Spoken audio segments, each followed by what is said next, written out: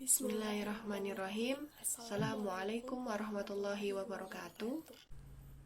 Baiklah, di sini saya bersama rekan saya Kristina Anjani akan menjelaskan materi mengenai jenis dan karakteristik media pembelajaran dan sumber belajar. Sebelum kita membahas jenis dan karakteristik media pembelajaran, sebaiknya kita harus mengetahui terlebih dahulu apa itu media pembelajaran. Media adalah segala bentuk atau saluran yang digunakan untuk menyampaikan informasi atau pesan. Sedangkan pembelajaran adalah proses interaksi peserta didik hingga pendidik dan sumber belajar pada lingkungan belajar. Jadi, media pembelajaran itu adalah segala sesuatu yang dapat digunakan untuk menyalurkan pesan dari pengirim ke penerima sehingga merangsang pikiran, perasaan, perhatian, dan minat. Dilihat dari jenisnya, media pembelajaran ini dibedakan menjadi 3. Yang pertama adalah media audio, yang kedua media visual, yang ketiga media audio visual. Media audio ini adalah media yang hanya mengandalkan suara, misalnya radio. Sedangkan media visual hanya mengandalkan gambar atau dari indera penglihatan seperti foto, gambar. Sedangkan media audio visual ini mengandalkan dua-duanya. Dia juga mengandalkan gambar dan juga unsur suaranya. Misalnya adalah televisi. Media audio visual ini dibedakan lagi menjadi 2, yaitu media audio visual murni dan media audio visual tidak murni. Media audio visual murni adalah media yang berasal dari satu sumber, misalnya televisi, kan mereka sama. Sedangkan media audiovisual tidak murni adalah media yang hanya unsur gambar dan unsur suaranya berasal dari sumber yang berbeda. Baiklah, itu saja yang akan saya sampaikan. Selanjutnya materi mengenai karakteristik media pembelajaran akan dijelaskan oleh rekan saya Kristina Anjani. Terima kasih. Toib, terima kasih kepada rekan saya yang sudah menjelaskan mengenai pengertian dan contoh dari media pembelajaran dan sumber belajar. Kali ini saya akan melanjutkan penjelasan mengenai karakteristik media pembelajaran dan sumber belajar. Jadi, sebenarnya ya, kalau kita membicarakan media pembelajaran dan sumber belajar sebagai penunjang proses pembelajaran, maka keduanya itu memiliki arti yang sama saja. Artinya dia berkaitan satu sama lain kayak gitu. Dan tidak terbatas oleh alat dan bahan saja, tetapi orang, dana, fasilitas itu juga termasuk dari media pembelajaran dan sumber belajar kayak gitu. Dan kami mengutip karakteristik media pembelajaran dari Gerlach dan Eli gitu ya. Mereka mengemukakan 3 karakteristik dari media pembelajaran. Sebenarnya karakteristik yang dikemukakan mereka ini, menurut kami ya, kami beropini bahwa 3 karakteristik ini terlalu umum apabila kita hanya mengatakan bahwa itu karakteristik dari media pembelajaran saja, karena keduanya itu saling berkaitan dan bisa saja 3 karakteristik ini juga masuk dalam karakteristik sumber belajar, karena keduanya saling berkaitan secara umum ya, secara general. Jadi yang pertama itu ada fiksatif, yaitu kemampuan media untuk merekam suatu peristiwa atau objek gitu ya, yang umumnya terjadi hanya satu kali. Saya mengutip contoh dari blog. Jadi apabila seorang guru gitu ya, contohnya kita ambil metamorfosis ya, guru itu ingin menjelaskan proses metamorfosis kepada peserta didiknya, maka seorang guru akan memutar video, biasanya ya, memutar video mengenai proses metamorfosis itu sendiri. Jadi fiksatif di sini gunanya adalah untuk menunjukkan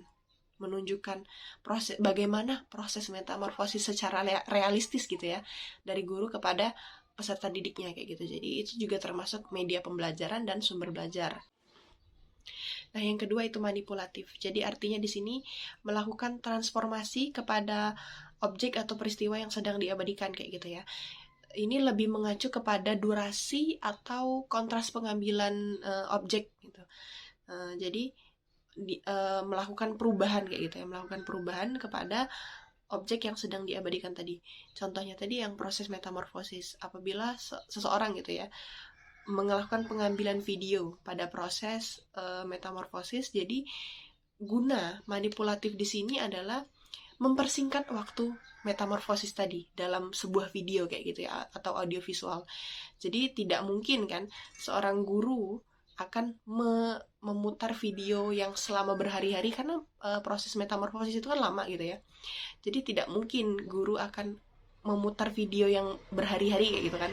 Maka dari itu fungsi dari manipulatif di sini adalah sebagai mempersingkat waktu kayak gitu. Mempersingkat waktu tanpa merubah konten yang ada pada objek tadi. Gitu. Nah, yang ketiga itu distributif. Jadi maksud distributif di sini adalah bahwa seorang guru melakukan metode pembelajaran gitu melalui proses penyebaran atau distribusi ya gitu. Jadi proses ini sebenarnya tidak hanya terbatas oleh satu kelas saja, tapi bisa saja ke seluruh penjuru sekolah kayak gitu. Asalkan sekolahnya memadai. Contohnya itu seorang guru piket gitu ya. Jadi seorang guru piket ini memutar lagu kebangsaan Indonesia. Jadi bagaimana caranya agar lagu kebangsaan Indonesia itu bisa didengar oleh seluruh anak yang berada di kelas, tidak hanya di satu kelas atau yang di dekat kantor atau yang berada di depan kantor, nggak cuma kayak gitu ya, tapi di seluruh penjuru kelas yang ada di ujung-ujung kayak gitu. Jadi mereka melakukan metode ini distributif. Jadi memutar lagu kebangsaan yang bisa didengar oleh seluruh anak peserta didik itu juga termasuk media pembelajaran dan sumber belajar gitu. Jadi kembali lagi ke tujuan pembelajaran kita awal tadi, bahwa mahasiswa diharapkan mampu membedakan karakteristik media pembelajaran dan sumber belajar. Jadi secara general tadi, kembali lagi ke pembahasan pertama, secara general bahwa keduanya ini memiliki arti yang sama. Tapi apabila kita bedah satu persatu gitu ya, antara media pembelajaran yang berdiri sendiri dan sumber belajar yang berdiri sendiri gitu, tentu keduanya berbeda gitu kan. Artinya itu kayak apa ya? Media pembelajaran itu hanya sebagai perantara saja antara peserta didik dan guru dan peserta didik kayak gitu. Sedangkan sumber belajar ini adalah bahwa sesuatu yang dijelaskan oleh guru itu memiliki sumber yang jelas, yang sama kayak gitu kan.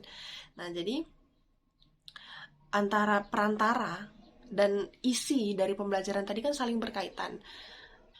Contohnya itu ya, seorang guru gitu ya menjelaskan sebuah definisi secara meluas gitu di papan tulis menggunakan spidol. Jadi sumbernya itu kan jelas dari guru, atau guru tadi memiliki sumber lain lagi kayak gitu kan.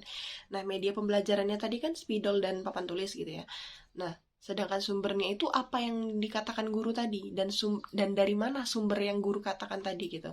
Jadi keduanya itu saling berkaitan, saling membersamai kayak gitu ya di dalam sebuah proses pembelajaran gitu. Jadi maka dari itu apabila kita bahas secara singkat, keduanya itu memiliki kesamaan. Tapi apabila kita bedah satu persatu, yang keduanya bisa berdiri sendiri, maka keduanya memiliki perbedaan. Perbedaannya adalah bahwa media pembelajaran itu hanya sebagai perantara pembelajaran kayak gitu, seperti pena, benda-benda yang berwujud nyata gitu, yang hardware kayak gitu ya. Sedangkan sumber belajar itu lebih kepada sesuatu yang diucapkan, sesuatu yang software gitu, yang isi ya, konten dari apa yang dibicarakan oleh guru tersebut kayak gitu. Sekian dari penjelasan kami, semoga dapat dipahami. Wassalamualaikum warahmatullahi wabarakatuh.